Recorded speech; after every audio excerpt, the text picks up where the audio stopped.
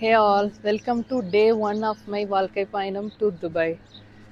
நான் வந்து 2021லேயே வந்து டிஹெச்ஏ எக்ஸாமை கம்ப்ளீட் பண்ணிட்டேன். பட் நான் துபாய்க்கு வந்தது பார்த்தீங்கன்னா 2022 ஏப்ரலில் தான் நான் வந்தேன். ஏன் இந்த 3 months எனக்கு கேப் எடுத்துக்கிட்டேன் அப்படின்னா, சேம் நீங்கள் எல்லோரும் டிஎம்மில் கேட்குற அதே கொஷின்ஸ் நான் எனக்குள்ளேயே கேட்டுக்கிட்டேன். எனக்கு துபாயில் யாரையாச்சும் தெரியுமா, ரிலேட்டிவ்ஸ் இருக்காங்களா, ஃப்ரெண்ட்ஸ் இருக்காங்களா, ஃபேமிலிஸ் இருக்காங்களா, டிஸ்டன்ஸ் ரிலேட்டிவ்ஸ், இது எதுவுமே எனக்கு கிடையாது. நானாக ஓனாக தான் முடிவு பண்ணி நானாக தான் வந்தேன்.